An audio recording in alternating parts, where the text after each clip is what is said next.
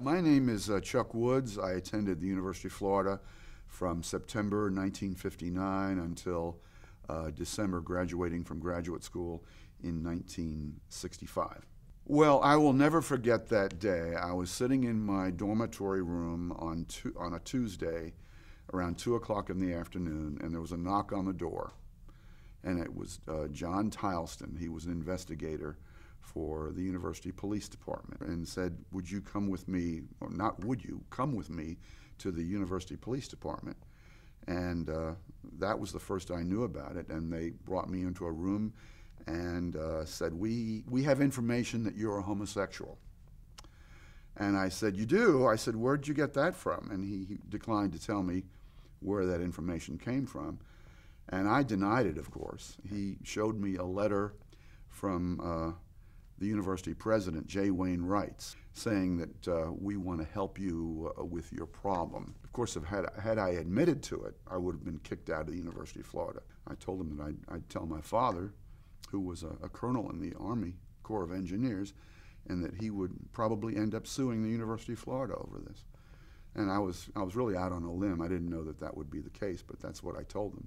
And that was the last I heard from them. They didn't bother me anymore. Apparently what happened was somebody had been pulled in by that same investigator and tipped them with a lot of different names, because there were a lot of gay people on campus at that point, even in 1959.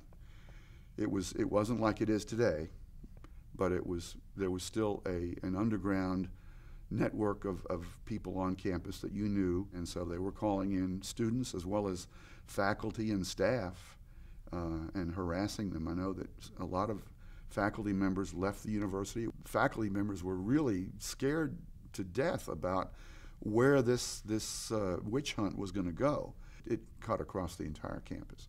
It was the post-McCarthy era, and it was a very bizarre time, particularly when you look back on it from today, where they're talking about don't ask, don't tell. Fortunately, has been eliminated from the military, and now gay marriage is going to, looks like that's going to occur nationally, and they're going to repeal, we hope, the Defense of Marriage Act and things like that. Those kinds of things weren't even on the radar. They were unthinkable back in 1960.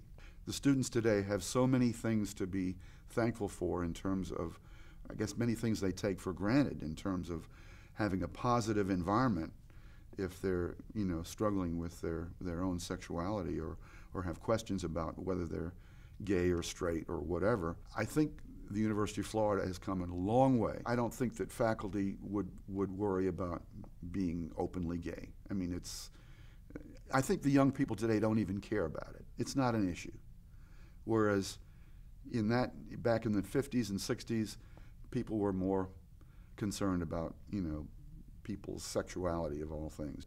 And to me, things have just changed so much for the better. The irony today is that the student union is named after J. Wayne Wrights, who was somewhat of I would say he was part and parcel of that Johns Committee. The irony is that the student union is named after a homophobe.